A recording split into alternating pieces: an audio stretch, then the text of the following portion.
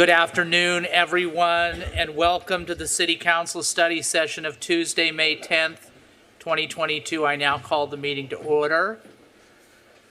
First item of business is the Pledge of Allegiance. Please stand and join me in the Pledge of Allegiance.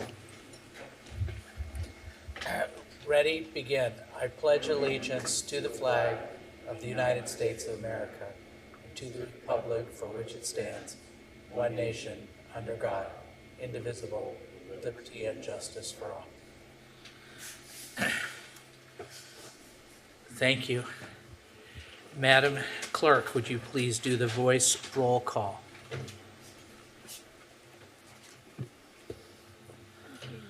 Councilmember Reynolds. Here. Councilmember Harlan. He's here. Councilmember Chavez. Here. Councilmember Harper. Here. Councilmember Gameros. Here. Mayor Pro Tem Maher. Here. Mayor Stevens. Here. Thank you. It's really good that we're all together, all the whole council. It's been a long time since we've been together, so on the dais. So we're here to do the study session, and I'm kind of vamping a little bit so that Miss Molina will get ready, but I got to tell you this. I told the city manager this is a really good budget.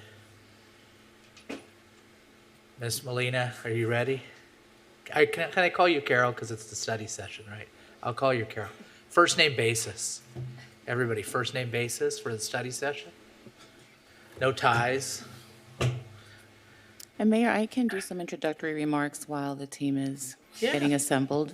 Okay. Well, before we get started, we're all here together, which is great. So I'll give the floor to the city manager, Lori Ann.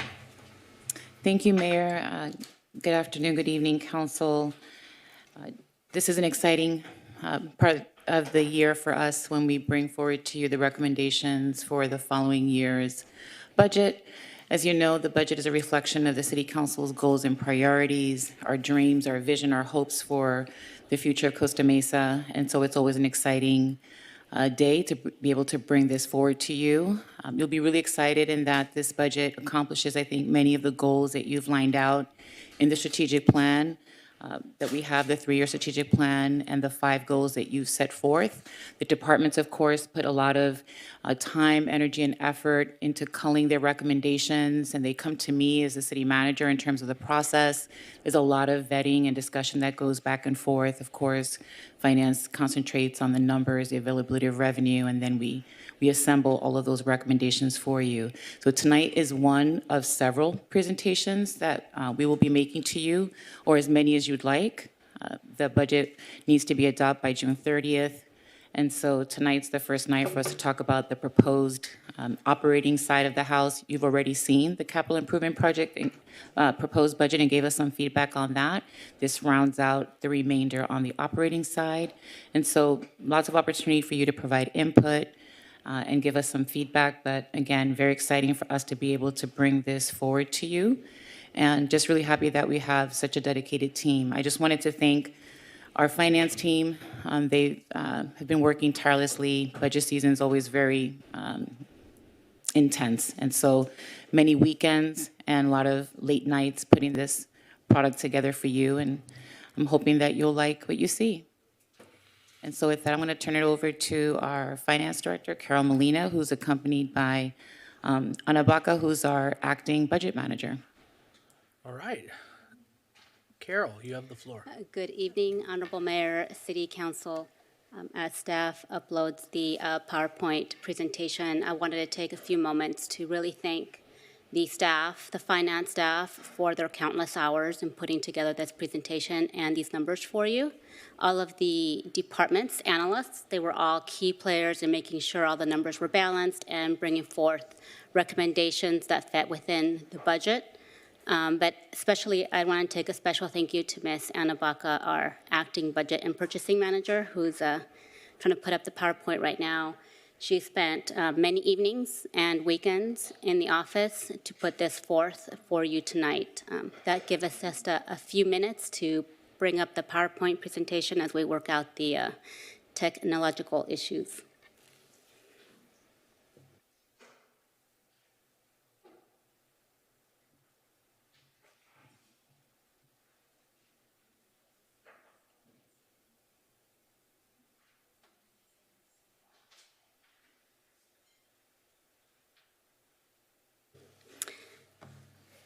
Okay, looks like we're working out some of the kinks. So tonight, before you is a 22-23 proposed budget overview. Next slide. This next year's theme for our budget is paving a brighter future together. Next slide. Tonight, we will discuss the proposed budget highlights, our revenue and expenditure overviews for the next year, the general fund reserves, and we'll finalize with the budget calendar. As with every year, we prepare the proposed budget with the strategic planning goals in mind that are set forth and approved by the City Council. They include recruit and retain high-quality staff, achieve long-term fiscal sustainability, strengthen our public safety and keep our community safe, advance environmental sustainability and climate resiliency, and diversify, stabilize, and increase housing to reflect our community's needs. For our fiscal year 22-23 proposed operating and capital budget overview, we will begin with our all funds overview. Next slide. Next slide. As mentioned, our theme for the 22-23 budget year is paving a brighter future together. We're able to accomplish this in this budget through the following: fully balancing our general fund without any use of ARPA or reserves. We're strengthening our city's commitment to public safety by dedicating over 53% of our general fund budget towards our public safety departments. We're investing in our city's parks, streets, transportation network, facilities, and other infrastructure. We're also correcting a historical deficit in our city's equipment replacement fund, ensuring our public safety, public services, and other teams have the proper equipment to serve our community. We're also investing $2.5 million in our city's technology. Next slide. Our all funds budget of $206 million comprises of our largest piece, general fund, or $163.5 million, our special revenue funds of about $12.8 million, internal service funds, $12.7 million, which includes our equipment replacement, IT replacement, and general liability funds, and our capital funds. As a year-over-year comparison, you'll see that our operating budget increased from $163.5 million to $170.1 million, a $6.6 million increase. And the largest increase is in the general fund, and we'll be discussing it a little bit later this evening. Our transfers out increased by $786,000, and our capital budget increased by $745,000. Those two amounts are to ensure that we stay in compliance with our CAN of 5% towards capital and 1.5% towards information technology of our general fund revenues. Next slide. So for our proposed capital improvement program budget recap, last study session, Public Works presented to you the fiscal year 22-23 proposed budget. In that budget, they presented to you the 22-23 CIP, which meets the 5% capital asset ordinance requirement, and identified projects for you that were based on your city council priorities, goals, and objectives, feedback they've received from the community, department requests, and infrastructure and facility needs throughout the city. This is a breakdown of all of the CIP that was presented to you at the last study session, with the one caveat of we increased the project that was recommended by the City Council for our police 911 telecommunications center of about $330,000 for a total new CIP budget of $25.3 million. So as you can see from the breakout of the improvement areas, the bulk of the CIP is dedicated to our streets of $9.8 million, facilities of $8.8 million, parks, parkways, medians, and energy at $3.5 million, and transportation of about $3.2 million. In our equipment replacement fund, we have added $2.8 million of ongoing revenue to our equipment replacement and maintenance needs for a total budget of $5.5 million. In this budget, we're replacing a 1985 armored vehicle for the police department for a new one. We're replacing ambulances and purchasing a new Silverado Trail Boss for our fire and rescue department. We're also aggressively shifting to our hybrid and electric options. We're purchasing in this next year 9 new hybrid vehicles for about $570,000 and 4 electric vehicles of $180,000. We are also installing 2 EV charging stations at the corporation yard.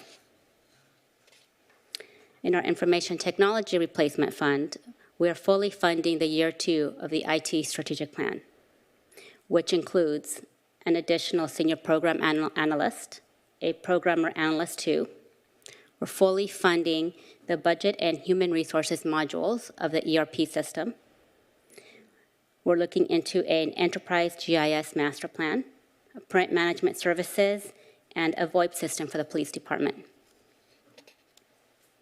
In our arts and culture master plan, as you may recall, the City Council approved 0.5% of the 7% of Measure Q tax to be dedicated towards this program.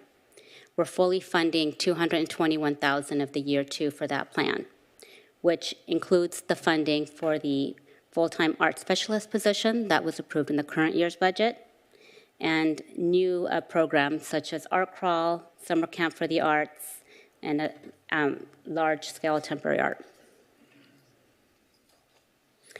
We're allocating the other 0.5% of the 7% cannabis towards our first-time homebuyer program, which is to fund first-time qualified lower-income residents from the city of Costa Mesa or Newport Mesa Unified School District graduates. For our general fund budget overview.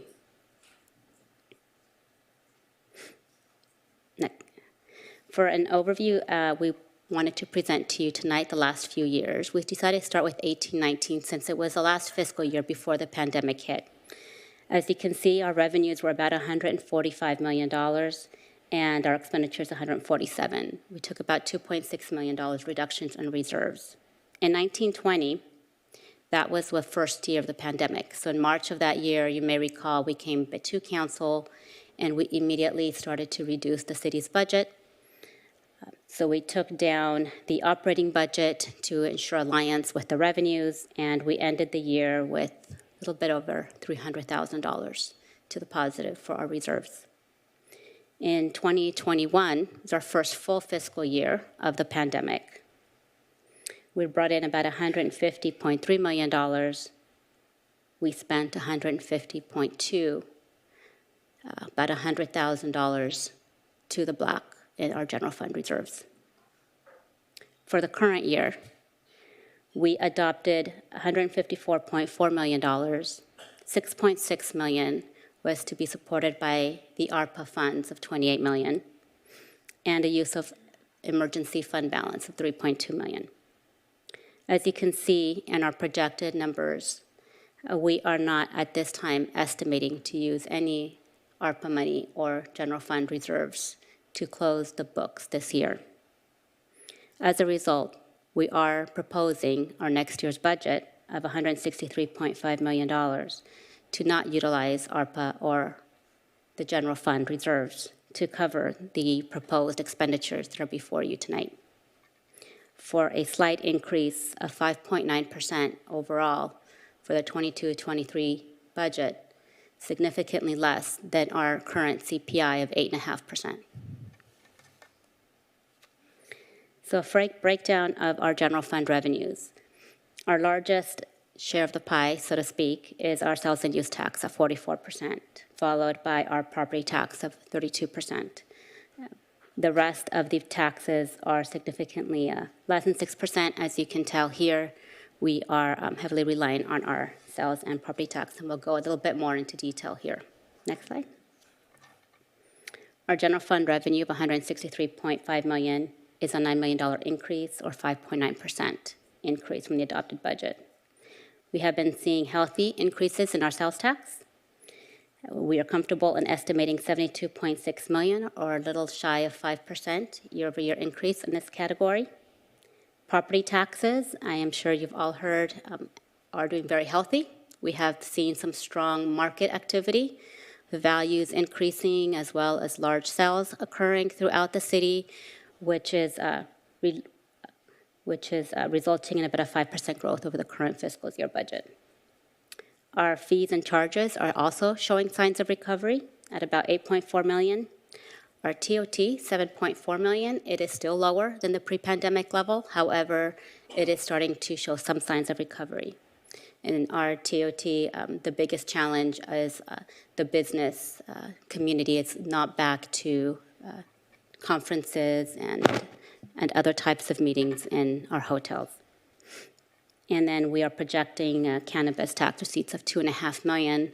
This is based on approximately 6 new retail storefronts. We know one is about to embark. Over the year, they generate around $440,000 in change each on average. For our 22-23 overview of our general fund revenue, this chart shows you basically what's been happening over the last few years for our sales tax and our property tax. As you can see here, which is very relevant, in 1920, which was the first year that the pandemic hit, our sales tax reacted to the pandemic as it would for any emergency. So we keep a very close eye on this revenue stream, particularly since we do see that it will fluctuate depending on the state of the economy. But as you can see from the out years, how we're looking into our current year's amended budget and our proposed budget, our sales tax is coming back extremely strong. In fact, it's an all-time high right now. And our property tax, as you can also see, has been growing steadily, has not been impacted by the pandemic. In fact, we've been seeing it growing healthier than we were estimating at approximately a year ago. For our expenditure side. So to provide you an overview, as mentioned before, we are fully balancing the general fund with no use of reserves and no use of ARPA funds. We have also funded the 11.95 positions that were approved this year. We're also addressing critical public safety, environmental planning, and technology needs, with an additional 5.5 positions that are proposed, but only 0.65 in the general fund. The balance will be funded by other funds. Fixed cost increases are included, such as our annual CalPERS contributions, as well as the November election expenditures. A total of $5.4 million are going towards capital spending, $2.8 million towards our debt service payment for the Alliance Park bonds, and for a total of $8.2 million to comply with the CAN.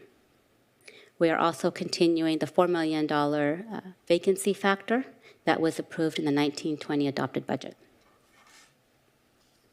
As we continue to pave a brighter future together, we've taken on strengthening our public safety and keeping the community safe in the following areas. As you can see here, our public safety represents over 53% of the general fund. It's also important to note that the only 2 departments per se that follow public safety is non-departmental and public works. Then they're followed by a 5% development services and lower in the other departments. In our public safety, we're happy to present to you the highest level of police sworn staffing since the Great Depression. Increasing in staff levels are up to 140 positions. We are proposing an additional police officer position that will be fully funded by the county, Orange County Task Force, and we are including the funding for the police sergeant that was included at mid-year. We have also included the annualized funding for the following positions that were already approved: the upgrade of the emergency services administrator to a manager position, upgrading our records administrator to a property and evidence manager. We're reassigning a police lieutenant to sworn activities.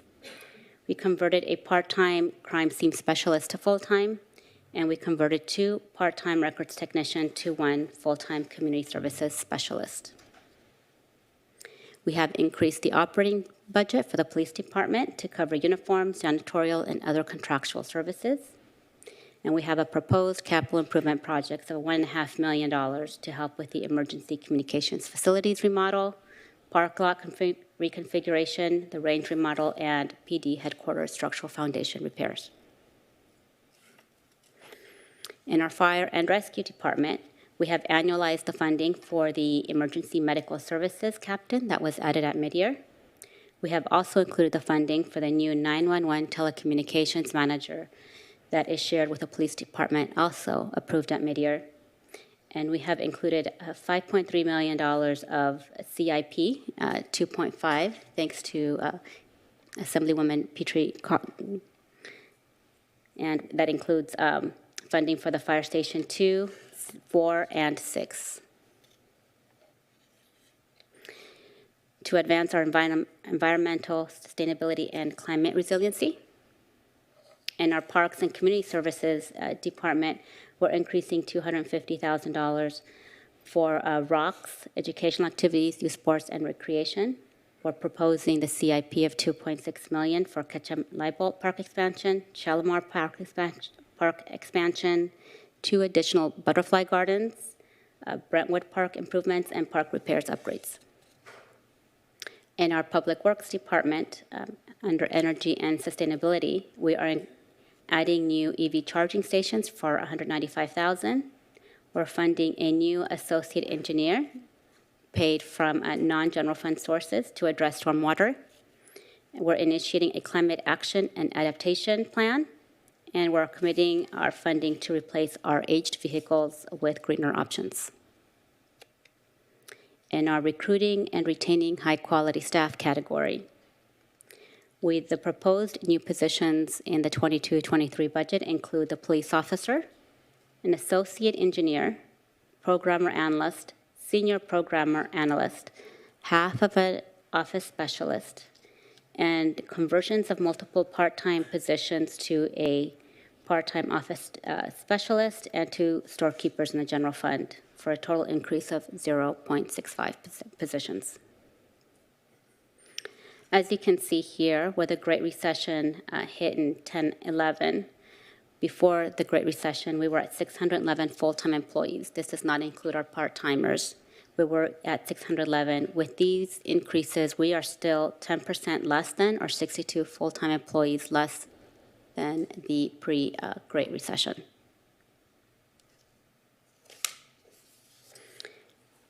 In an effort to achieve long-term sustainability category, we are maximizing our economic recovery through strategic investments in citywide infrastructure, restoring staffing and staffing levels to pre-pandemic levels. We're restructuring to support organizational effectiveness, developing digital service customer tools. We're fully funding the capital and the IT replacement fund, and we've implemented an ongoing strategy to fund equipment replacement fund to replace our city's aging fleet. In non-departmental, we have included a reduction of our subsidy to the homeless shelter and programs by $500,000 with no reductions in services by utilizing other funds. We're also including our annual debt service payments for multiple public safety vehicles, a fire ladder truck, fire pumping engine that were already purchased either last year or this year, a mobile command unit, which is also in the works, and our proposed police SWAT vehicle for the next year. Therefore, and we're also reducing the housing authority subsidy by $500,000 as mentioned. And we are also reorganizing the homeless outreach and bridge shelter operations that were previously under the Parks and Recreation Department. We're moving over to the City Manager's Department. For our general fund reserves, as you can see in 18-19, we were at $51.5 million. In 19-20, we increased that to $53.5 million. In 2021, essentially flat, growing by $30,000, and we're estimating potentially a flat to end of this year. for our budget calendar, as you can see here, we've been to the City Council on April 26th with the CIP, the Planning Commission on May 9th. Before you tonight is the operating budget study session. Tomorrow, we will be going to the FIPAC with both the operating and the CIP. On the 26th, Parks, Arts, and Community Services Commission for the first public hearing notice to the City Council on June 7th.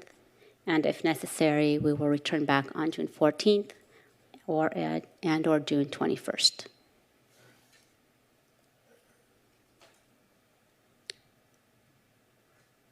And that concludes my presentation. Now open for questions. Okay, well, before we do council questions, let's open it up to the public. So the public, since it's a study session, gets 2 minutes. And it has to be on the budget, but obviously. So does anybody in the chambers, we'll do chambers first, then if there's somebody on Zoom. Does anybody in the chambers wish to talk about the budget? From the public, going once, going twice? Nope. Okay, so, anybody on Zoom?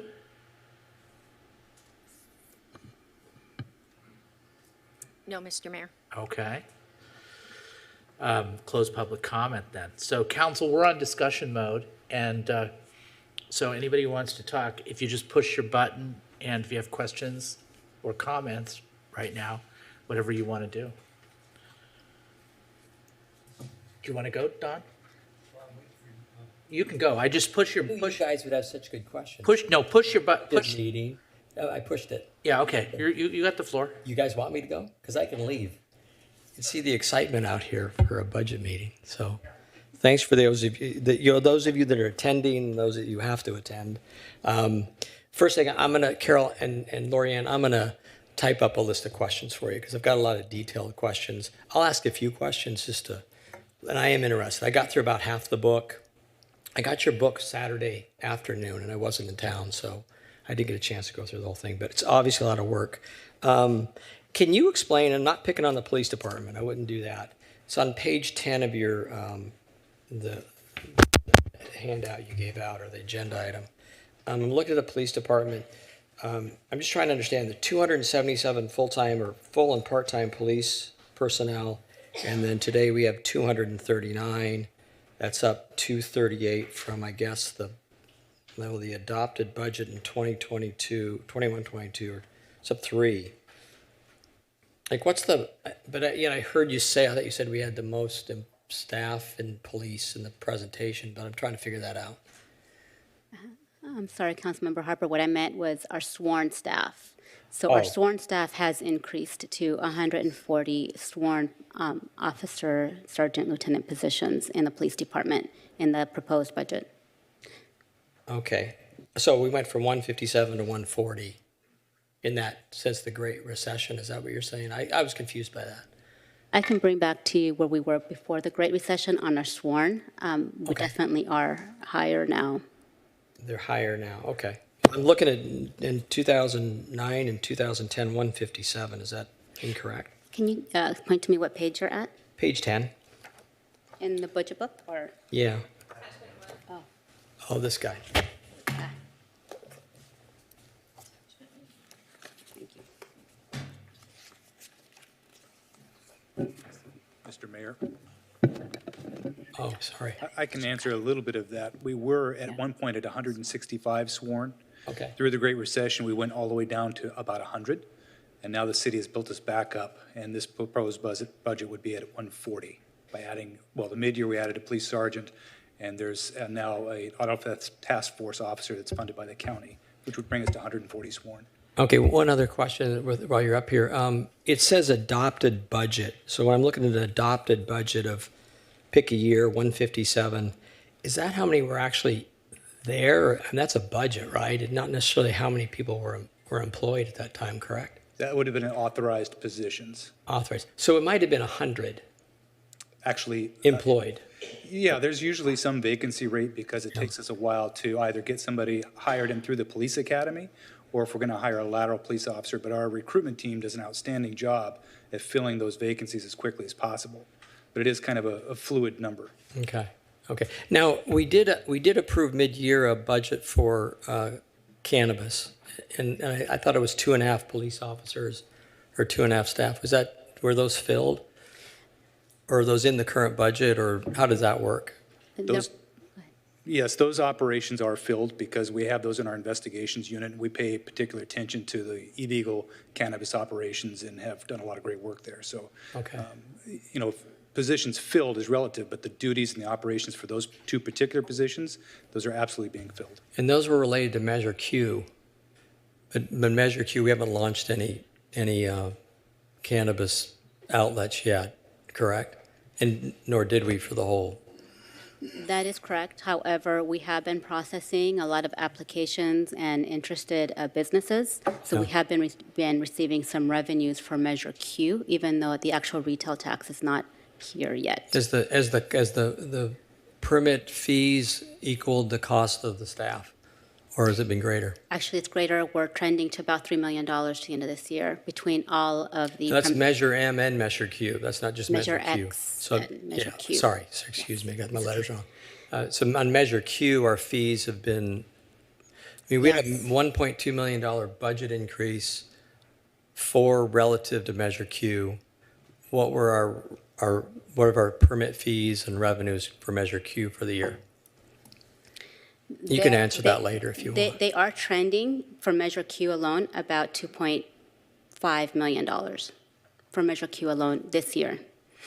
Between all of the CUPs, the permit processing, the business license, there's a lot of fees that go into when they start coming on board and going through the process. So we have already been receiving a lot of those monies to date. So year to date, you've got 2.2 million? Correct. Okay. You'll have to show me that later, 'cause I couldn't find that. So, let me see if I had another question here. I don't think I have, I don't have, Ron, I don't have another one for you. On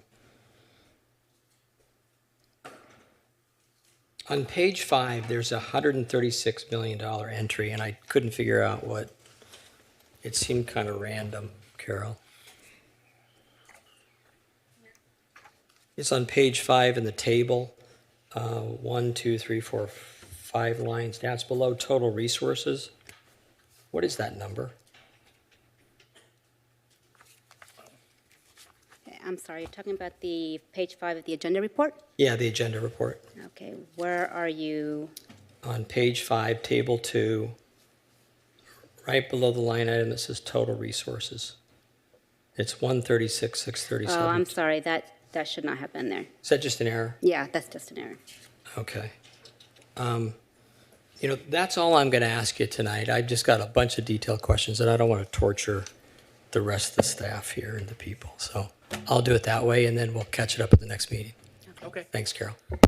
thanks, Don. Anybody else have any questions? Mayor Pro Tem? Thanks. I'm sorry, Andrea. Okay, also, I'll continue where Don left off, actually. So I think I expressed an interest last time in at mid-year, better understanding the part-time positions that we have. So understanding that we're shifting neighborhood improvement and sort of our homelessness work to the city manager's office. I thought we also had some part-time social workers that were supervised by the neighborhood improvement manager, but I'm not seeing them in the head count. Am I missing that? So the head count does not detail out the classifications. What it does, it details out the total number of part-time positions as if they were FTEs. So you can see that the part-time by department. So for example. Oh, you know what? It's on the, you know why? It's on the next page. That's why. The full-time's on 2, and then the part-time is spread over to 4, and I totally missed that the first time I looked at it. Okay. So I just confirming the part-time neighborhood improvement task force folks, and also, do we still have part-time city management, city council aides, or are those all been converted to full-time at this point?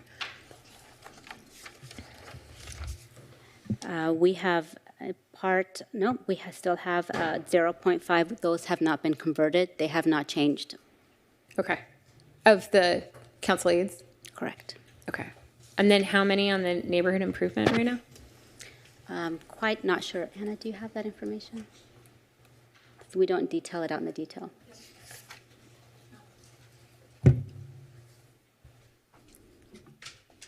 Councilmember Moore, we have 3.07 in total FTEs for the homeless outreach program that have been transferred. Did you say 3.07? 3.07 in total. Okay.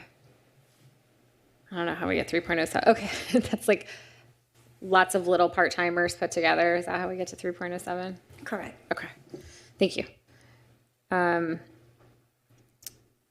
The slide where you showed the half-cent sales tax going to first-time home buyers, I think that's the first time I've seen graduates of Newport Mesa listed. Maybe this is a city manager question. Do we plan on doing sort of a program design to outline what that looks like for the first-time home buyer program? Because maybe I just missed something and I don't know all the details.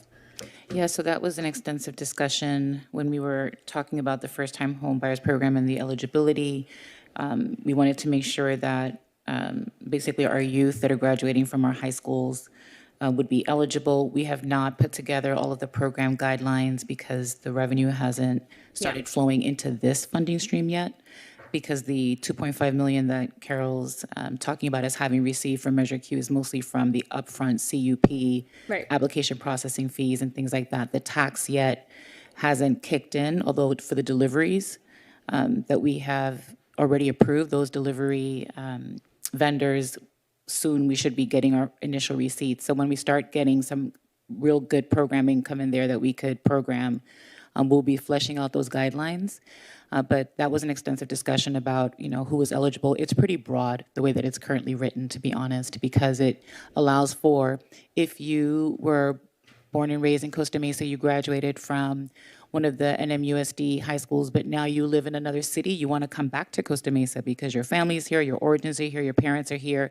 I think from what I recall from the discussion on the floor, we were trying to capture anybody that had to move out of Costa Mesa or out of the state or away from the Southern California region because of lack of affordability of housing. And so this was our way of trying to capture back a lot of our youth, basically, or young adults that have moved out of the area. Okay, thank you. The 2.8 million for vehicle replacement, there's reference to the city's master lease. Can you say a little bit more about that? And then about sort of how we're deciding which vehicles need to be replaced. I know anecdotally, I often get into a city vehicle and there's something wrong with it. So how the heck are we choosing where to start? And then, there is a question in there. Let me just finish. One of the things we had talked about a little while ago was just that, there is a case to be made to be replacing vehicles so that we're not spending money on maintenance. I think we know anecdotally that we're spending far too much because they're so far past their useful life. But, to what extent have we done the math or sort of done any kind of analysis to show the juice is worth the squeeze? Like, absolutely, there's no reason we should be putting bad money after good money after bad. There you go. I'll stop talking. Go ahead. Thank you for your question, Mayor Pro Tem Mar. Basically, right now what's going into the master lease are any items that are in large amounts. For example, the fire ladder truck, so the pumper truck, or even the new SWAT. Those are hundreds of thousands of dollars each. So we're adding those to the master lease agreement. We have done multiple analysis with a couple of companies on a broader master lease program. Right now, I'm in talks with JP Morgan and some other contracts to see how we can maximize the benefit of the dollars in the equipment replacement fund to replace as many pieces of fleet as possible. That would make sense because some of these pieces of fleet are going to have a shorter lifespan than some others, right? So we're trying to make sure that what we're going to identify that go into the master lease would have a larger lifespan to make sure that we can pay that off well before the lifespan is up. Whereas for example, a piece of fleet, like a patrol car, for example, may have a lifespan of 4 to 5 years because of the use. We would probably not want to put that piece of equipment into master lease because it's used, quite a bit, and plus all the add-ons that would have to be on those pieces of equipment we would want to purchase. So we're in the work talks right now to see what would benefit the city fiscally long-term to be able to replace as many pieces of fleet equipment to make sure we're more current on all of our fleet. Andrea, can I interject a question? Because it's Yeah, go for it. the master, when you say master lease, what are the terms, what are the conditions of the master lease? So we can understand that. Master lease is something like it's like a loan that we No, secure. I know what a lease right. is, but you're telling me some equipment should be on there and some shouldn't, and 5 years sounds like a typical lease term for a piece of an automobile. Well, it would depend on which one. So, for example, you wouldn't want to lease a police vehicle because you have a lot of add-ons that you're going to be putting in. You're going to be putting in the cage, the lights. So you're really going to restructure that vehicle. So you really want to own it outright. But there's other leases that are going to be longer term, and you want to make sure that you're maximizing your efforts when you're going to be, in a sense, financing a piece of equipment. So right now, we're at that talk with JP Morgan to see what makes sense. Some of our other apparatus that would not need so many adjustments made to the actual vehicle, so to speak, we would probably want to lease and be able to turn over every 5 years or 6 years, so to speak, a little bit more of a normal lifespan versus a larger, a different piece of equipment. So how many vehicles are currently covered by that lease? Excuse me? How many vehicles are currently covered by our master lease agreement? Currently, the ones that I have showed you, the truck, the fire ladder truck, the pumper, the mobile command unit, and we're going to add on the new SWAT vehicle. Okay, so it's only 3 or 4 vehicles right now. At this time. That are on the master lease? That are on the master Correct. lease. Oh, good. Yeah, so I think Correct. that's what I think that's what I missed then. So this is really studying what else could we potentially finance as opposed to buying outright. Correct. So we are Would it be unreasonable to ask for just a list of the vehicles? Sure. And the age and the type and the mileage and could we, I mean, sorry, I'm a I know. truck guy. I know. And I want to see it and go, Yeah. you know, how many I was actually 1985. expecting you to ask this question, Don. You disappointed me by not I asking had about it, Yeah, I just all didn't right. say anything, so Okay. when you started. So you know, how many 1985 Hondas do we have is what we want to know. So just to clarify a couple of things, so the city has a fleet of about 350 vehicles across departments. It's only the large vehicles or apparatus. So anything, my general rule for what I encourage for Carol to put onto the master lease is anything $250,000 and up. So usually there's a big distinction between our F-150 cabs that our public works folks are using, or the Chevy Volts that code enforcement is using, or our interceptors for PD, and a fire engine, or an ambulance, or this SWAT vehicle. So 250 and up is kind of our general rule. Those will last us, you know, at least 7 to 10 years. That's a good thing to finance. Everything else is going to be an outright purchase. Good. But we are looking to see if there's another mechanism, because through an outright purchase, of course, you're purchasing fewer than if you were leasing, but we want to make sure that we're maximizing the use of all the funds appropriately. But right now, it's just the really large ladder trucks, pumpers, ambulances, and that SWAT vehicle, the mobile command unit, those kinds of things that we would consider for the master lease. But we'll be more than happy to give you the list. It's a long list with a lot of detail, but we have the mileage, we have an expert fleet team that manages the city's fleet, and the diversity in the city's fleet, which is quite extraordinary. When we have all electric vehicles, we have hybrid vehicles, we have diesel. I think we even have a CNG piece of equipment as well. Our generators are part of that fleet. And so we've got the maintenance history and the costs. And so we'll be more than happy to give you that. I don't need that. You can send that all to Don. No, I want to see. I just want to see it. Send it in Excel, and I can sort it and look at it. Yes. I'm curious. So, Okay.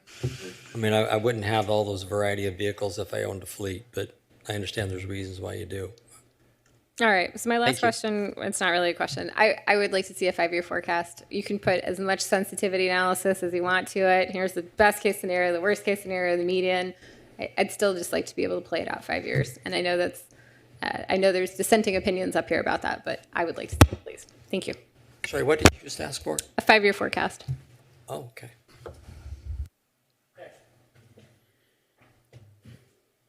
Thank you. Who's next?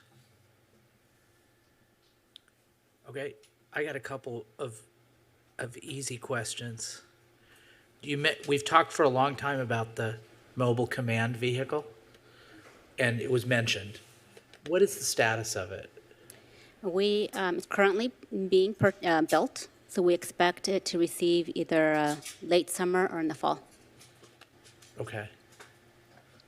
On the comm center improvements, remember we just took that from one year, I think it was 24, 25, and just accelerated the $300,000.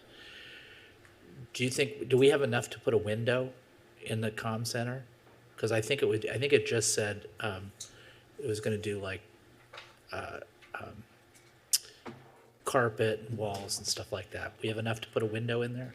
We do, yes. Okay, that's good. Can you explain about, you said at one point that somehow we were able to reduce our costs for our homeless services by $500,000. Can you explain how we were able to do that, without changing or reducing the services?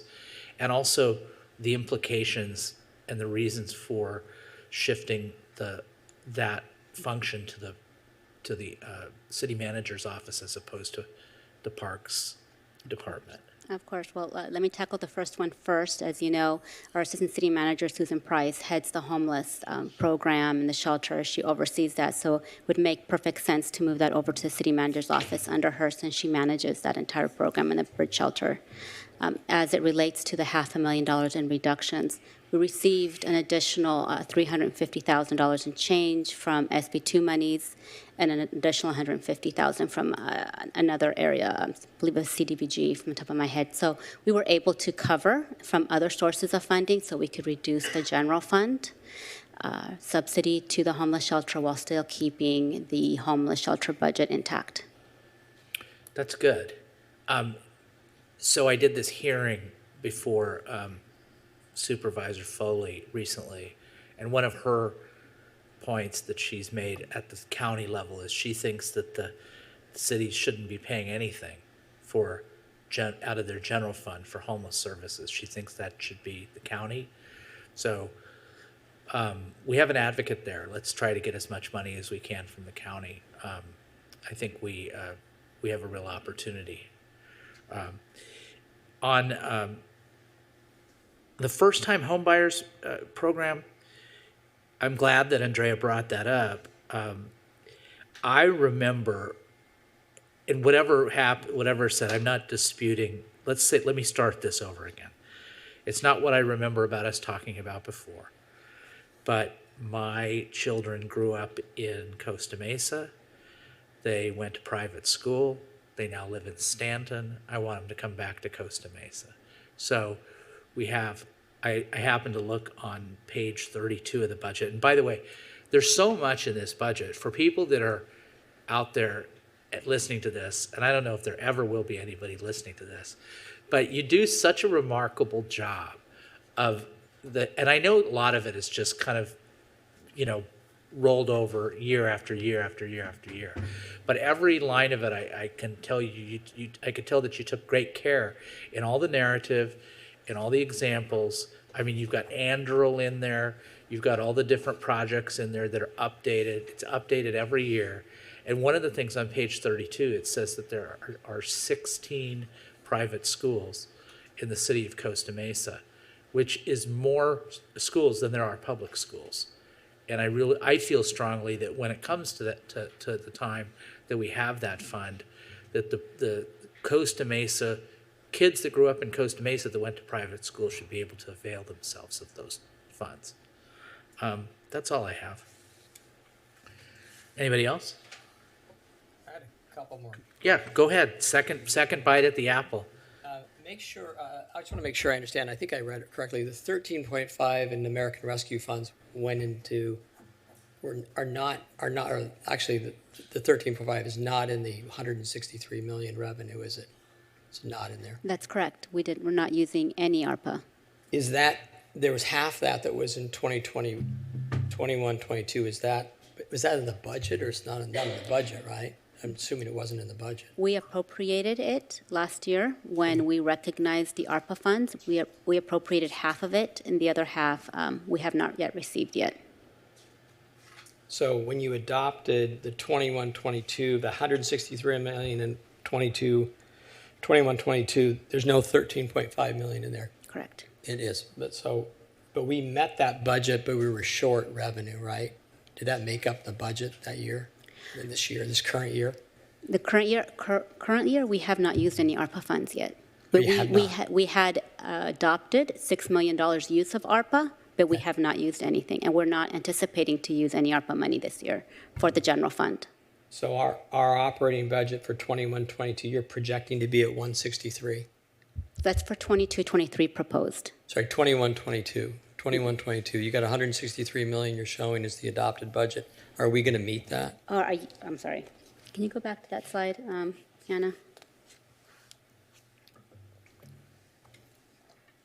So you can see where we're at. No, yes. We are, for our 21-22, we're projecting 153.5 on the expenditures and 156.3 on the revenue side. That's for our Okay. projections for this year. Okay, but and our operating budget was adopted. Well, I'm looking at page 3, and it says operating budget. Well, that's the budget. So that's the operating budget. That's not. Is that revenue? It's revenue, right? Yeah, it is.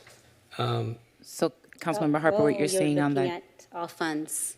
on that chart is Forgive me. what you're seeing on the chart for 21-22? Yeah, I'm looking at Is- page 3. This says 163. That's why everybody out here hates me. Like I could email these. 163, 522, and then here you're showing adopted budget 21-22 of 154. So the 154 on the slide is the general fund only.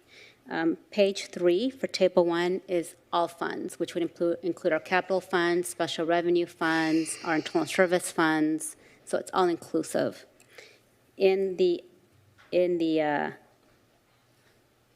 that number. Okay, so Yeah. we exceeded then. Okay, so for 21-22, adopted was 154. We ended up at 156. Okay. Well, And that's what- transfers in were 6. Use of fund. So we were short in 21-22. I mean, realistically, other than the transfers in and the general fund use. We were anticipating because we were in the pandemic, right? Nobody's So- perfect. I'm not saying, I'm just trying to understand. Here's what I respectfully don't like about city presentations and government is they make things balance. And I'm always looking for true operations and true, what happened. I understand why you do what you do. I'm not disrespecting it. It just drives me a little crazy. I'm trying to, how did we really do?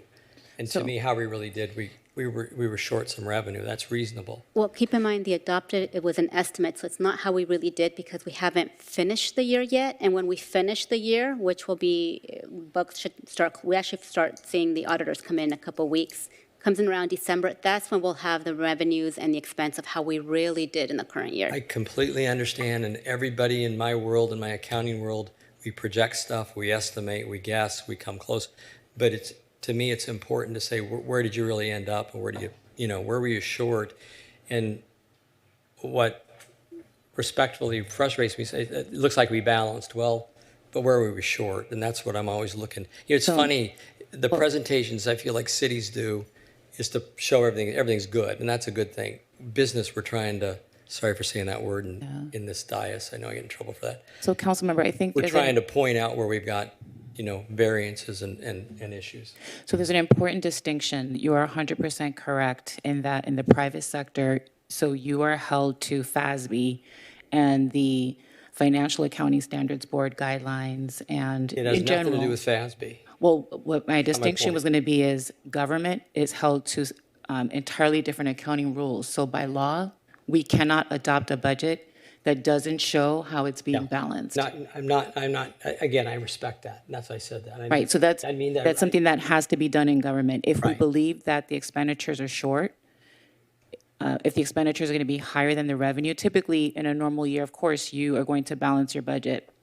In 21-22, because of the pandemic, because of the acknowledgement of the decreased revenue, that's why we were transparent in showing transfers in, use of fund balance. we're not going to need it because we budget conservatively and we're very controlled with our spending. And so that was sort of like the emergency backup plan, the safety net, if you will. We're not going to need it in the current Lori, year. and I understand all that. I don't mean to Okay, sound critical. just wanted to make sure that you understood I the distinction. absolutely understand. I'm just looking to make sure I understand where we are projection-wise. And actually, in the materials you sent, there was adopted budget last year compared to proposed budget. And here we actually get some data that's actual numbers, year-to-date and projected numbers. And so that to me, so when I look at a budget and I'm looking at this year's budget versus last year's budget, what I really want to see is last year projected. And in all the detail you sent, at least initially I didn't have it. So I have it here. So I'm just figuring it out as we're sitting here, respectfully. And I thank you, Lori, and I do understand. Is it possible, is it too much to ask?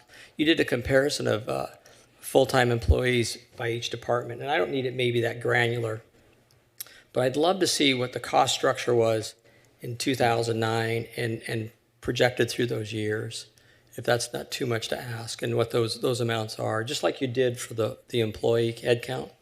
Is that possible to do? So you just went 2009, 2010 actual dollars Yeah. for labor? Yeah, dollars for labor and benefits and retirement and all the things that flow into that Yeah, number.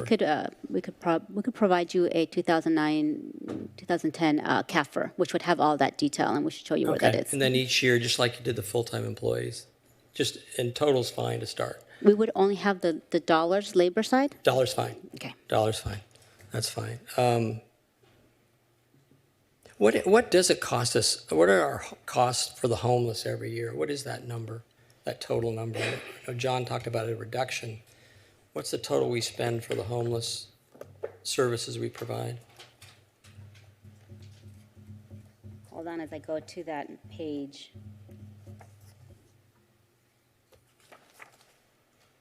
Andrew's giving me that look. I should go home now. No, it's just, that's a hard question to answer, right? Because we've got shelter operations, and that's funded from a couple different sources. We've got the people responsible. I'm not asking because it's easy. I know, but I'm just saying, look, I think that's probably something we can. Isn't it good to know? And I don't want to put you on the spot. It's good to know. Whatever Carol comes up with on the spot isn't going to be like. You don't have to. And I promised every question I've gotten, I'm asking, I'm going to email you and you can take the time and I can go home anytime Andrea tells me to. That's okay. In the current proposed budget, we have $3.6 million between both the permanent shelter and the programs. Okay, very good. I'll stop. Thanks a lot, Carol. Good. Thanks, John. Where's everybody else? Any other questions? No? Oh, Councilmember Harp, sorry, Jeff? Thank you, John.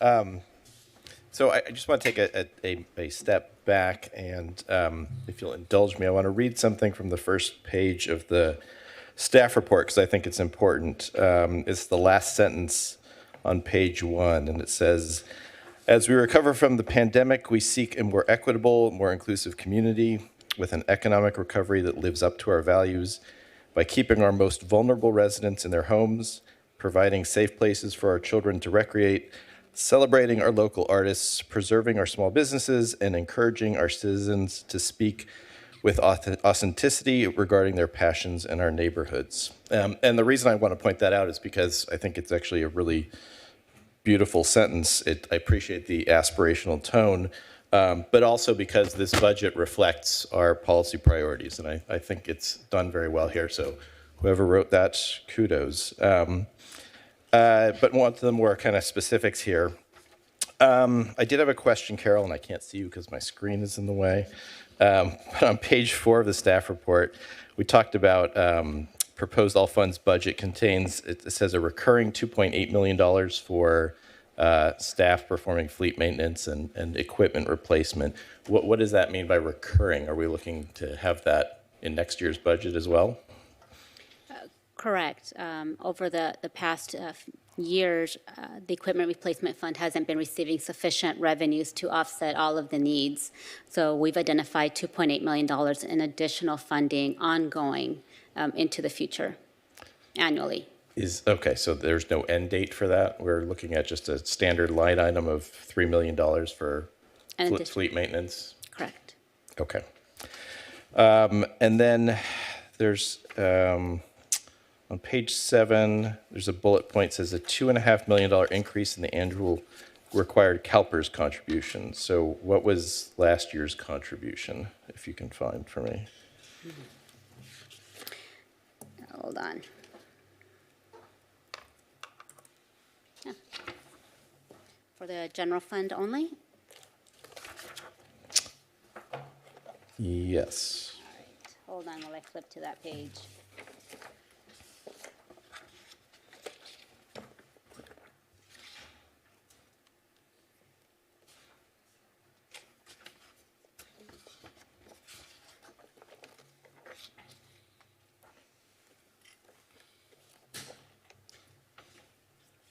So the all funds is 32.4, and then let me give you the general fund. The general fund is 31.6 Okay, that was for the CalPERS contributions last for the year? entire, yes. Okay, all right. I have one more question, which relates to the TOT. So I know you've identified that it's still a bit lagging. Where do we expect it to be? Do you have a sense of a percent increase over last year's, or is there some projection that we've gotten from our partners with our Visitors Bureau? So I'm happy to let you know that Paulette and I are very good friends. We're constantly talking about what's happening in the industry, what are we seeing as this year's close, even in the following months and into next year. For the TOT, to date, we've received about 5.6, so we're definitely trending to end about 7.1-ish million dollars. So essentially, it's just a slight little bump next year, mostly because the business sector really has not come back to our hotel industry. They've only seen a growth mostly towards visitors, but not really the business side yet. Right. Okay. And you know, my comment to my colleagues in the community is just simply that I appreciate all the effort that's gone in this. Obviously, it's a tremendous amount of work over a long period of time.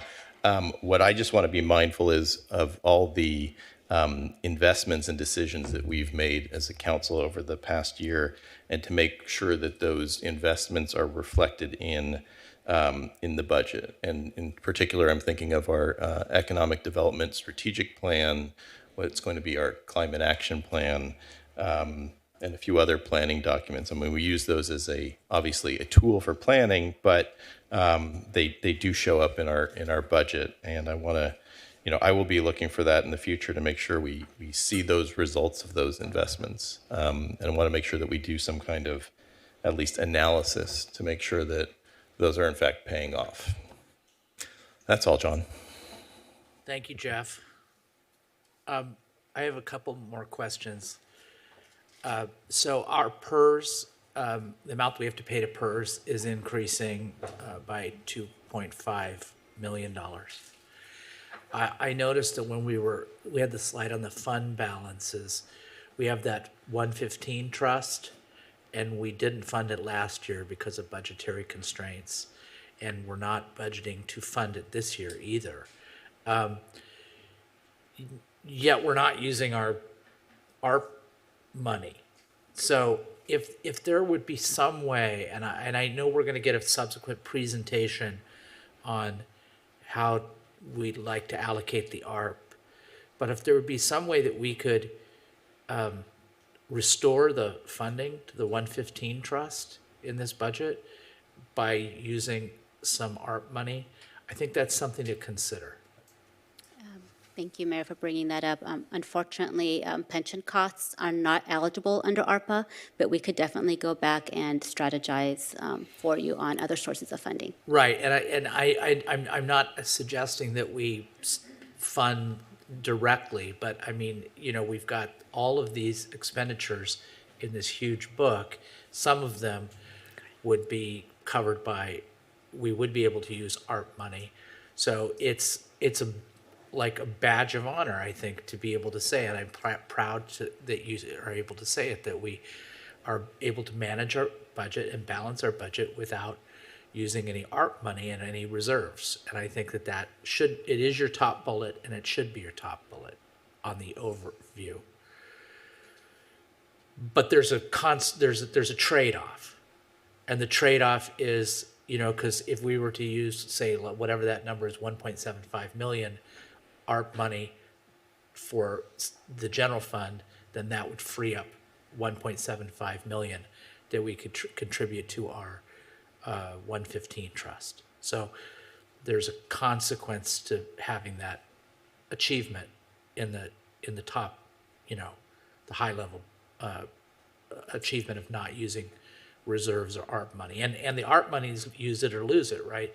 As we sit here right now, it's supposed to be used by 2024, correct? Supposed to be committed by 2024. Committed.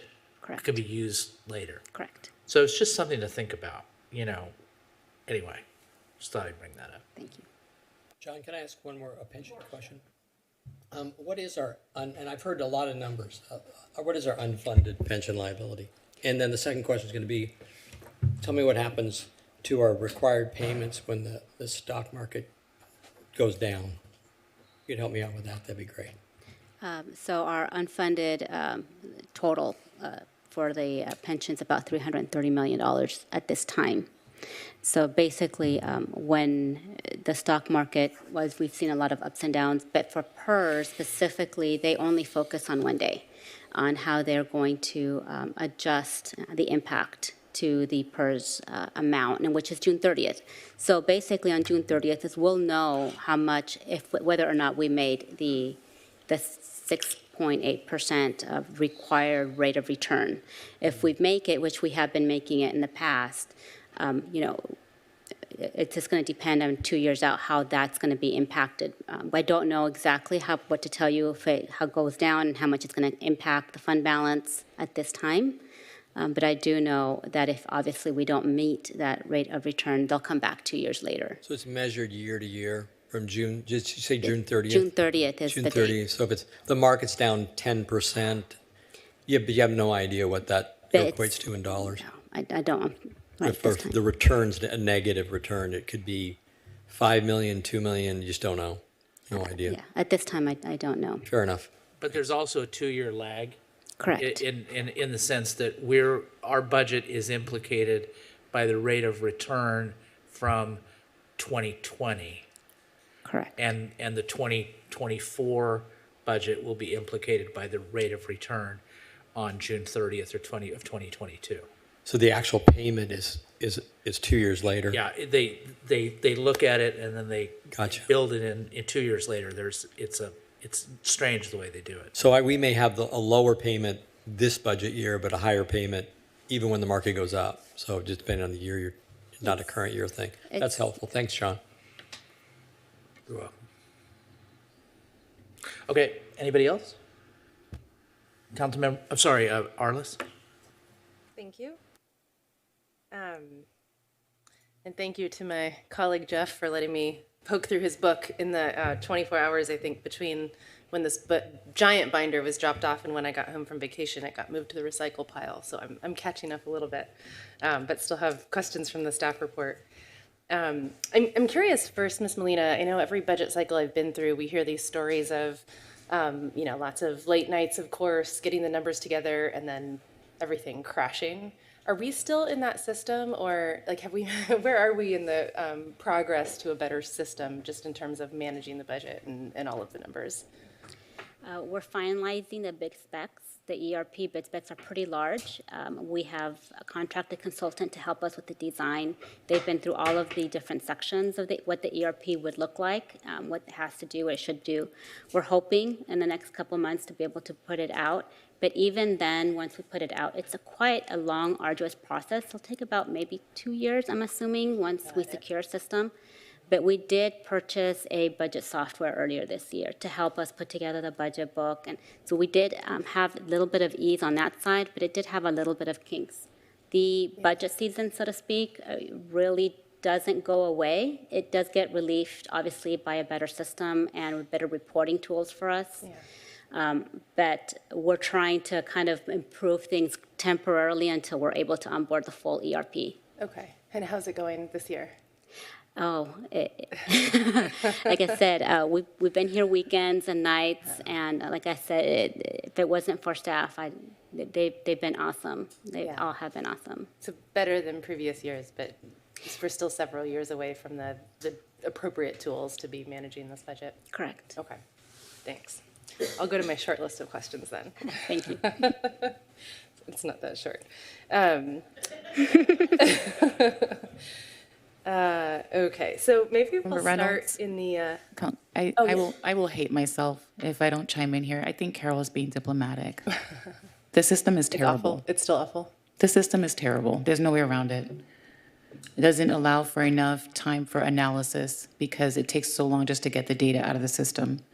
And so to get to proper analysis so that you have intelligent decision-making, it's arduous and it's tedious.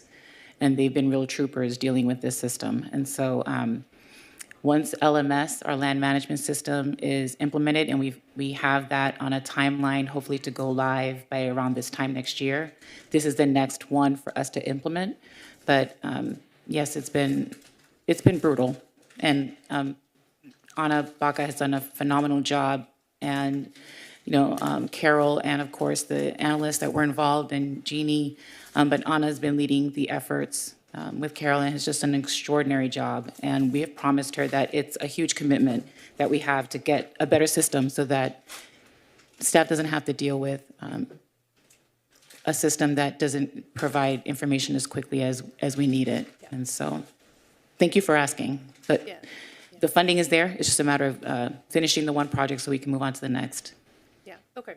That's helpful. It's a helpful reminder. I think everyone up on the dais here works in, private sector where we're used to the latest and greatest tools because we have to be competitive. And so it helps me sort of temper my expectations in terms of how quickly, what data are available and how quickly, and how much we need to really allocate the funds and the time to be able to upgrade the tools to help all of us do our jobs easier here.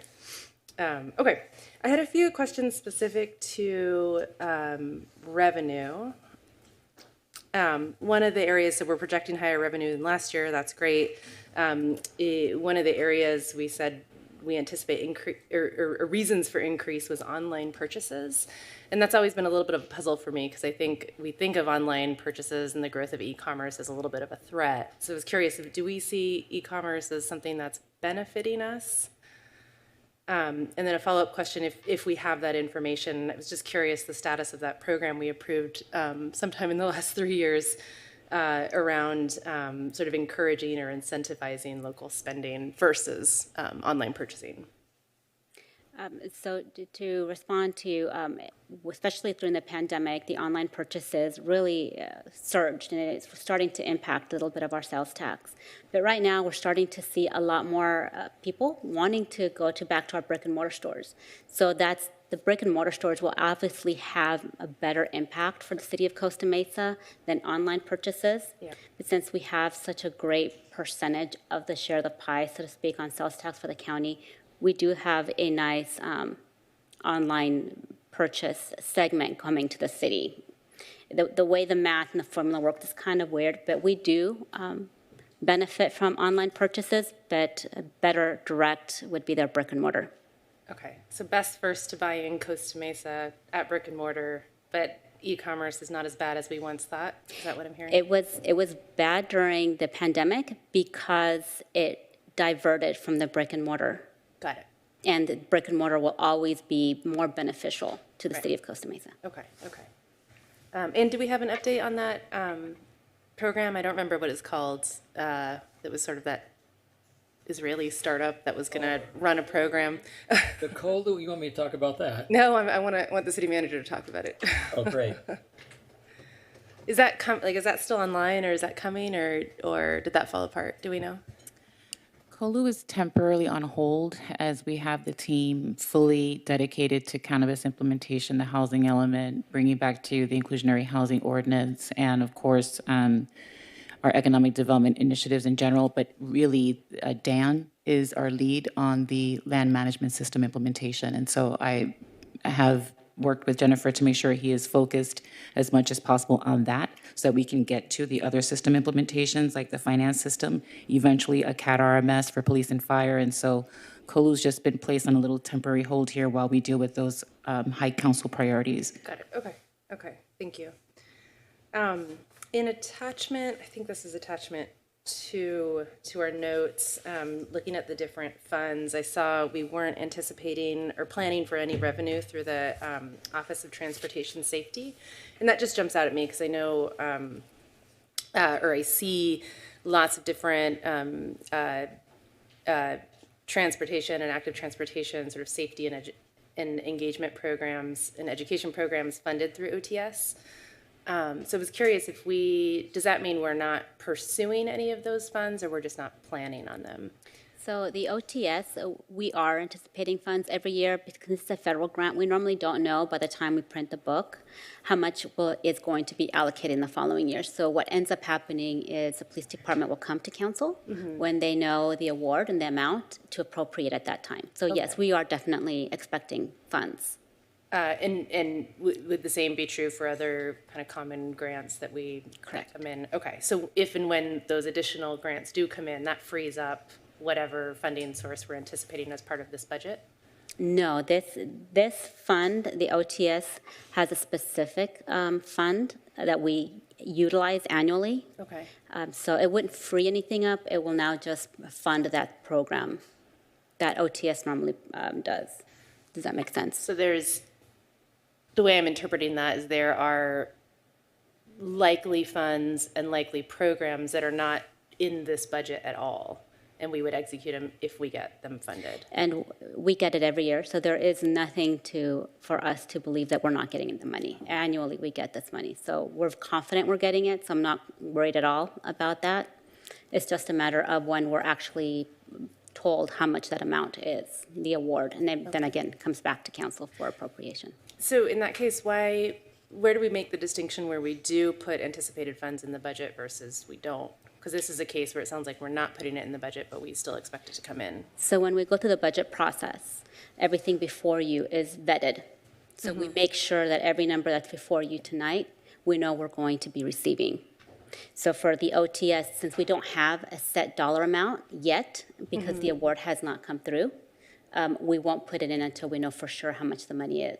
Got it. So everything else that's here before you, we've received an award letter, we've been through some kind of vetting process that's before you tonight, and we're very comfortable we're getting that money and that amount. So would the same be true for any grants that, let's say, is it TPA, Towns and Public Affairs would pursue, that stuff that wouldn't be in our budget and that would be added to? Correct. So for grants, just as a small reminder in our budget resolution, we do have the authority to appropriate up to $100,000 for a grant. So if we do get a grant up to $100,000, we would immediately appropriate it. For all the other ones, unless we've received a grant award directly, we would come back to the council and appropriate it at that time once we receive the award and identify the expense associated with that award. Do you have any, I'm going to ask you to take a guess if you're willing to, like, give us a sense what the typical ballpark is of dollars that come in like this, right? That we're not sure they're going to come in, but they end up coming in through grants or other funds. Is that $500,000 a year, $1 million a year, less than that? Yeah, I wouldn't be able to guess at this time. Okay. But definitely. Not including the ARPAs and all, yeah. of course. Okay. But Less than $1 definitely million. OTS, we definitely are receiving. I don't have any doubt about that. Okay. If that's something, just a few examples, sort of before the next thing, I'd be interested to see what's not included in this budget for scenarios like that. Doesn't have to be detailed, but maybe just sort of a bullet list of what different departments say. Here's a couple of things that may not be reflected in the budget, but are likely here. That'd be helpful information. Can you remind, I was intrigued, I always forget about our parking districts. So in, I think it's attachment 2, page 4, we note some revenues from 2 parking districts. What are those? I'll refer to Anna Baca since they're fairly old parking districts. Anna?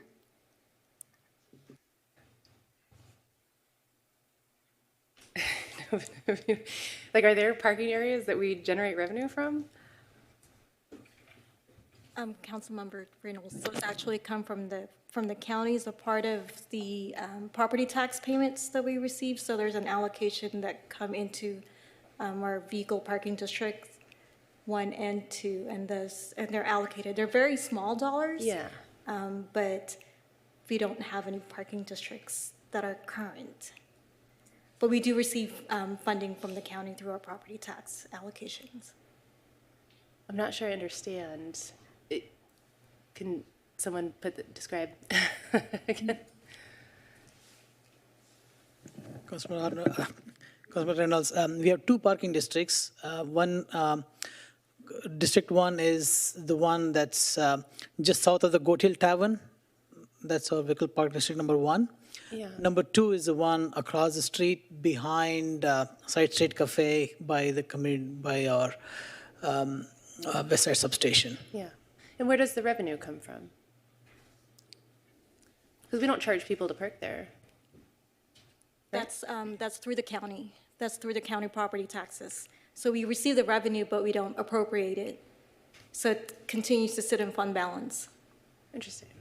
Okay, thanks. Okay, attachment 3, I had a few questions. This always pops up. So attachment 3, which I think is page 7, the dog licenses. I know it was not that long ago you had to physically come in to pay your dog license. We got that online. I think it would be worthwhile. This is small dollars again, but I know one thing we've been short of in the past is funding for poop bags at parks, and the dog licenses are supposed to fund that. So maybe a couple campaigns to remind people to get their dog licenses, fill it out online, pay that money. Maybe that can up our balance to pay for park poop bags. And I noticed home occupation permits. I was interested, that seemed pretty steady. I was interested if we anticipated that going up with the increase in sort of work from home. I guess that's different from home businesses. But are there any trends in home occupation permits increasing? Give me a quick minute here.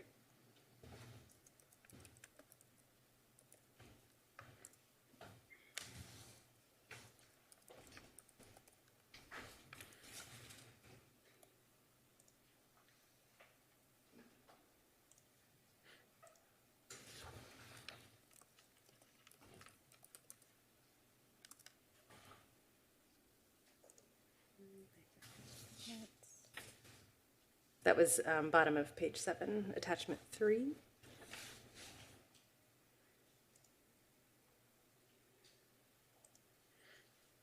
me see. Councilmember, we'll get back to you on that one. Yeah, okay. On the next page, this was something I had mentioned during the CIP, was just an interest in improving our bus shelters. And I had forgotten that we received some revenue from advertising at the bus shelters. So not something that needs to be answered now, but I'm curious if there's an opportunity to, kind of what the balance is between increasing the number of bus shelters and using ad revenue to support funding that. And then just another note, I see the revenue we get from renting our different community centers. We had some discussion previously about the value of community space and creating opportunities for people to gather again. So if there's some wiggle room, I'd be interested in making sure that those community centers are really accessible, and maybe discounts for local orgs if the price is a barrier for local orgs to use some of those community spaces.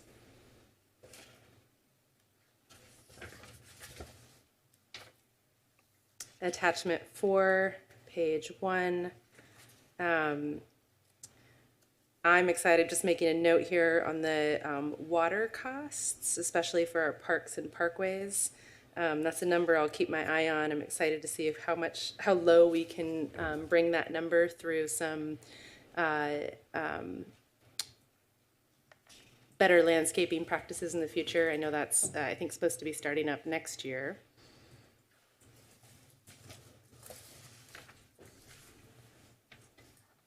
And on the next page, I just wanted to note, this was something that I think in my first year, we talked about a little bit. I was really happy to see the increase in funding for professional development for staff. I think we're asking you all to be creative and innovative and incorporate new technology. So just want to note that I fully support the increases there and glad to see us investing in that professional development opportunity. On the same page, so this is middle of page 2 in attachment 4, we have about $840,000 for external rent. Can you just remind me what that is from?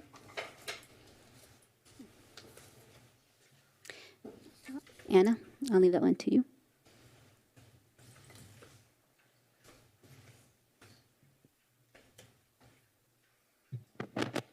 I apologize, I don't have that list in front of me, but I can provide it more detailed for you. Oh, okay. Yeah, the only rent that I'm aware of, I don't know if others, we have a little bit of rent from our homeless shelter. I just was kind of curious what No, this is for our internal services funds. So it's the rents that are charged to the departments just for, this is internal rent maintenance, Carol, 536,100, the $884,000 there. No, I was asking about 535,400. Yeah, 535. yeah, we have some 400. external rent, but we'll get that list to you. I see. That's low priority. I'm more of a curiosity. Okay. Thanks. Okay. Okay. Those are questions on the, I guess, revenue and some funding side. So I've been thinking about, I'm going to ask a question, a tougher question, but I'm so curious. What, maybe for the city manager, what are you willing to share in terms of department or staff requests that you chose not to include in the budget? I'm just really curious what our teams, knowing what our goals are and the things we've expressed interest in. And I appreciate you, taking the conservative approach and the, careful management. There's still uncertainty in the future ahead, but I'm just curious, what are some of the things that maybe we're just on the edge of making the cut, if you're willing to share? So when we sit down with the departments, we go through their full slate of requests. They're going to fall into the category of staffing or probably increases in some of their operating costs or contracts. I know that when we go through that process, I'm looking at a few things. One, is it consistent, obviously, with your goals and priorities? Two, is it something that we need that's mission critical in order to do the work, and it's something that's just been missed in the past, or is it an enhancement? And if it is an enhancement, is it consistent with our goals? Clearly, the budget part that's associated with labor is the biggest part of the budget. And that's the part of the budget that I keep most of my attention on. Because if we're not careful with managing labor, the budget can definitely become more difficult to manage because of the labor costs and all of the different elements to it. I'm sure that the departments would have wanted more positions. And I don't remember offhand the positions that we did not fund. We had many conversations up until the point that we were printing the book about what was in and what wasn't in. I don't remember it being like 20 positions, but probably maybe 3 or 4 positions, I would say. I know that Raja definitely wanted another position for the organics implementation for Salam. We had a lot of conversations about that. And here she is. And I feel bad just even talking about it with her here, but we could do a contract in the interim, I'm hoping, and then bring it back. It's a balancing act, and I'm not sure that I always get it right in terms of what we recommend to you. But there are definitely more needs than what you're seeing here now. I'm sure we could use more staff in all the departments just about. The key with the budget management is the incremental aspect of its growth, and we have to be really careful about how that's done, which is why I focus so much on the labor. On the operating side, I would say most of the departments felt like they needed more money to deal with cost of living increases that are embedded in the contracts. And so In some cases, we were able to give more funding. I think Raja asked for maybe 600,000 more than we gave him for his contractual cost increases that are fixed. However, just given our analysis of how his budget performs every year and the fact that he's very good with controlling his expenses, we feel like that can be absorbed for some time before we build it in permanently. And so those are calculated decisions that we're making. Again, I'm not sure that it's perfect, but that's why we have strong financials. That's why we don't have to dip into reserves. We haven't had to since the beginning of the pandemic. It's making those very careful decisions. I'm glad that we haven't had to dip into reserves. We've been able to manage this entire crisis without doing so. We did use our first tranche of ARP, but the second tranche is up for, future programming. And so there are probably more vehicles as well that we didn't have an opportunity to fund, but I think there are smaller numbers. I'm hoping that next year we can chew some of that up. But these are the recommendations that we felt were most aligned with your goals, what we could afford, and the types of enhancements in the budgets that we feel like we could manage the best. Yeah, okay. I appreciate that. All of those requests, I think, make a lot of sense. So thanks, staff, for being sort of in alignment with our goals. And I know we can't, as much as we want to do everything, we can't do everything. I think it was all in about $2 million worth of things that didn't get in, yeah. Yeah, okay. A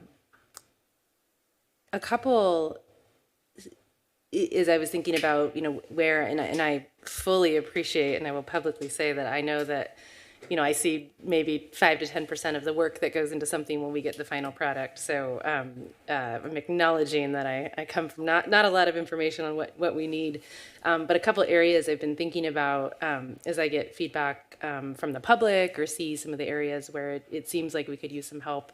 I was curious on the planning and development services side, I think we've said publicly in every other meeting, there's this huge backlog. Where's Miss Lee? There she is, okay. Huge, we've put a lot on your team's plate, and I know you've got a lot of folks to hire still. Does it make sense at all to do any kind of short-term increase in the consulting staff that offloads some of the simple work just to try to kind of catch up in that backlog?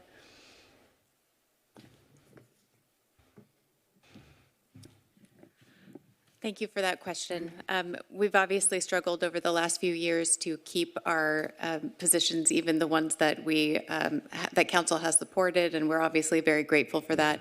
But we've struggled in the last few years to recruit high-quality people. We feel that the council's decision recently with the salary adjustments will help us do that.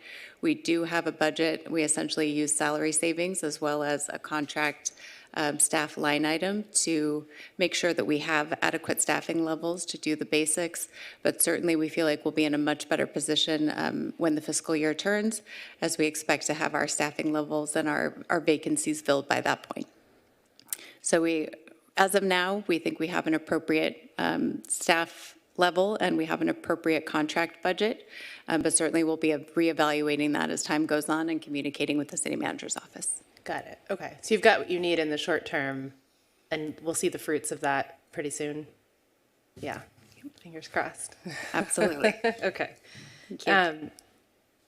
The other area, I'm just curious. I'll just throw it out there. No one has to respond. But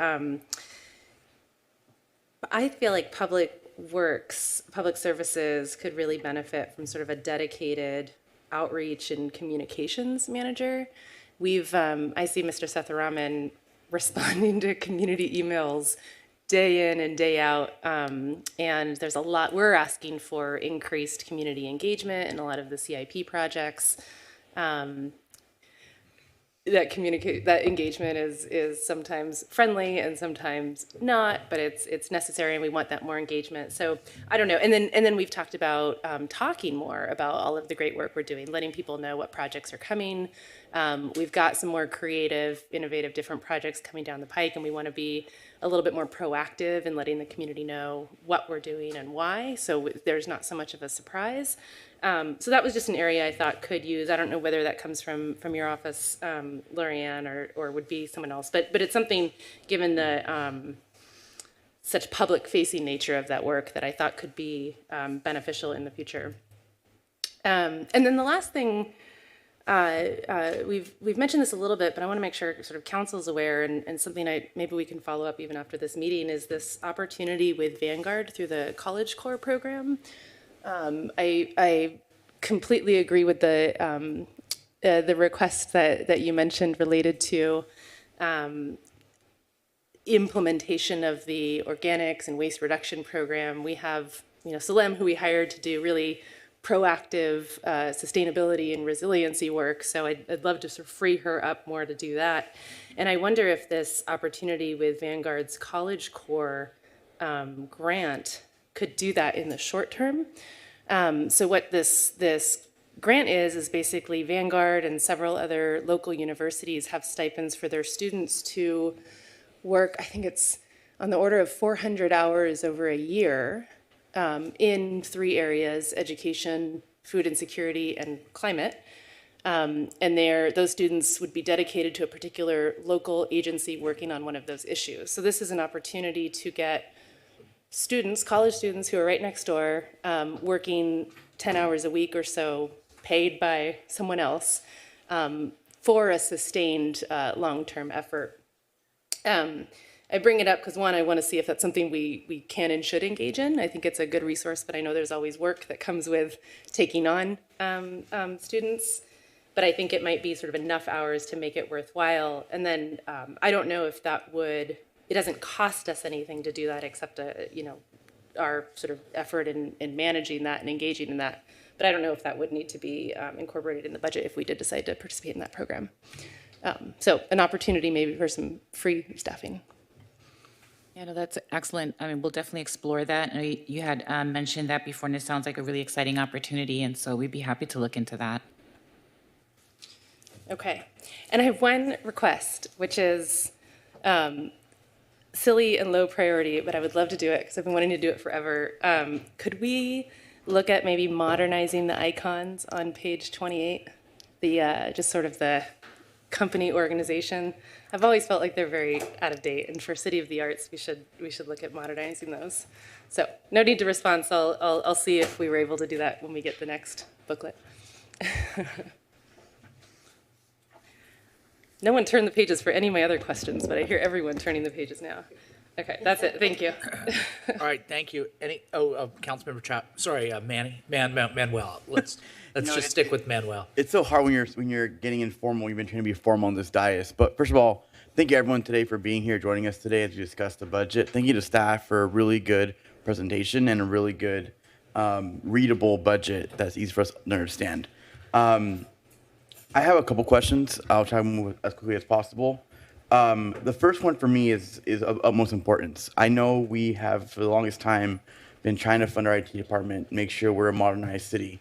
How many more years do we need to invest in IT before we're fully modernized?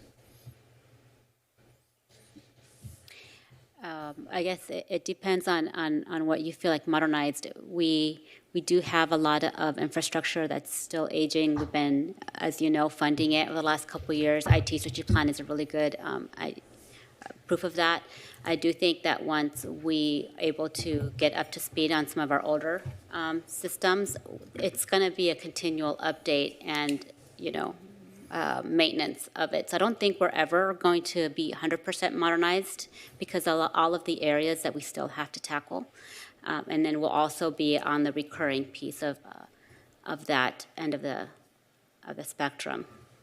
Well, I just want to say that I appreciate that you acknowledge that we're never going to become modernized, because that's probably the answer we're looking for on the dais, because we never want to be put in a position again where we're so behind on IT that we have to have a specific plan to get up to date and not be as in the Stone Ages. So let me rephrase that question a bit more for clarity. Where are we currently on the implementation of the IT strategic plan, and how many more years are left before that plan is actualized? So the IT strategic plan was a 5-year plan.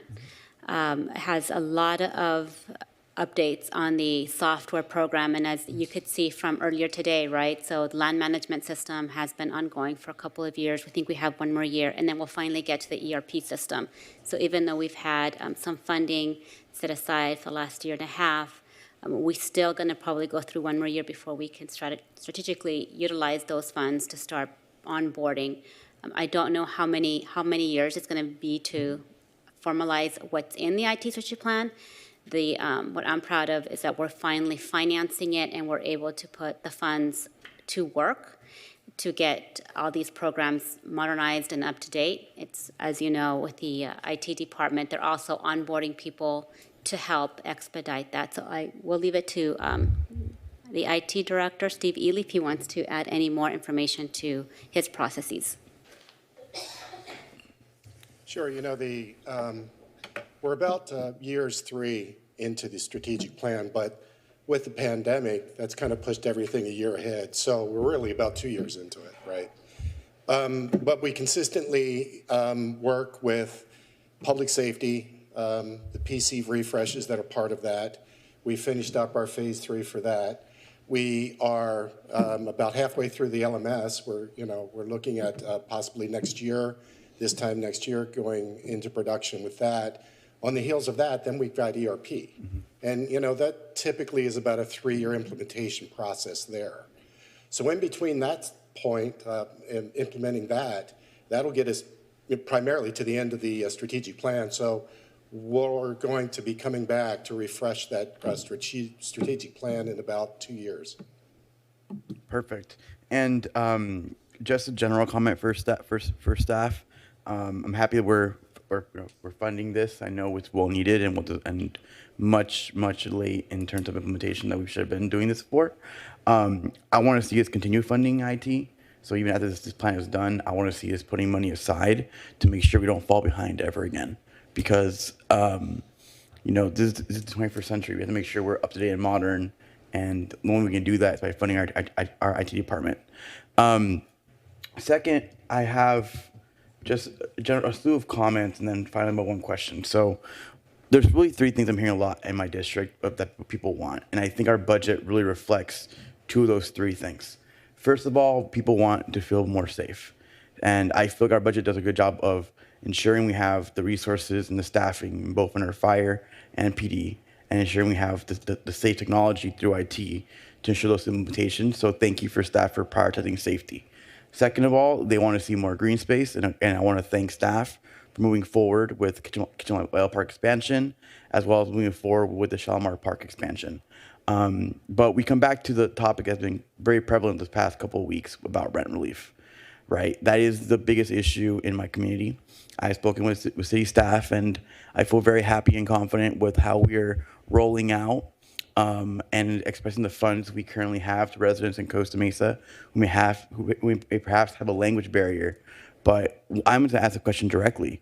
How much funding are we putting ourselves into a rent relief fund for our own constituents that need it? So, Councilmember Chavez, thank you for that question. We're going to bring on Tuesday a proposal for rental assistance, but the first thing, we're not sitting on our laurels. We know how important this is to you, and we want to help families right away.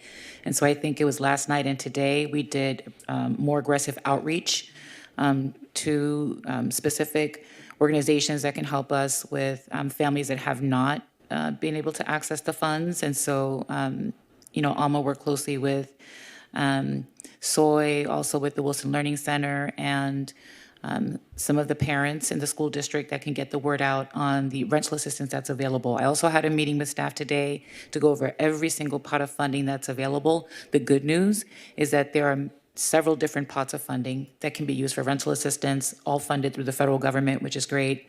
And we will have a proposal for you next week. Of course, there's also just the American Rescue Plan funds that we have not programmed as part of the budget. We can program $1 million there, $2 million there, in addition to these other pots of funding, if you so choose. So the funding is there. We're going to focus more on the outreach. And if we need to do, much like we did during the pandemic, where we had sandwich boards and we were outside of different, businesses or handing out flyers, whatever it is we think is the best method to get the word out. Obviously, you're good ambassadors for getting the word out too, then we'll do that. But Tuesday we'll come with a concrete plan, but at least know that we've already made some contact with other organizations to make sure that everybody is aware of the programs that exist. And then we'll be coming to you to expand the programs and the eligibility requirements because they're pretty strict right now. Thank you for that update. And again, I just want to end it with a positivity note. This budget, in terms of my district in particular, is a budget that really reflects the values and needs of that community. So I just want to thank everyone on staff that's a part of this budget. I want to thank every member of the committee that helped shape this in Parks and in FIPAC. I want to thank the residents that spoke up to advocate for these issues, because this truly is a budget that reflects the community of what the Costa Mesa, in the sense that we're truly investing in parks, which we've lacked. The fact that we're truly investing in infrastructure and in safety measures in our streets. The fact that we're really investing in public safety and ensuring that our residents feel safe calling 911. And the fact that we're actually doing our best to address issues of inflation through rent relief. So thank you. Thank you. Any other questions or statements from council? Lauren? Yeah, just briefly, I want to thank staff for the insurmountable amount of work that you've put in. I know this is under the guidance and leadership of our city manager, but it looks outstanding. I also want to recognize the fact that we are attempting to add an electric fleet. Thank goodness they're not motorcycles for our police department. But it is important that we do recognize we have to start making change, and moving forward and doing that is very reassuring. Basically, what I see here is a lot of great improvements, and I'm very happy to see that we're working together to make this happen, and we're listening to what the community wants and needs. So thank you very much, staff, and that's all I have. Thank you. Anyone else? So, parting words, I just want to say this. So, this is my sixth budget cycle here in the city of Costa Mesa. We've had some crazy budget cycles. We've had some crazy budget meetings.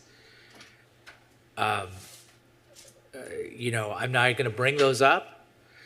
I'm just going to say we've had some crazy ones. I think I've seen it all, but I know I haven't. We can't take this for granted, that this is so clean, so smooth, so easy to understand. It's not always like that. And this is the best. Okay? It's the best. I'm sure next year will be better, but I don't know how. But this is by far and away the cleanest, most comprehensible, and the most comprehensive budget presentation that I have seen in the city of Costa Mesa. So thank you very much. Adjourned.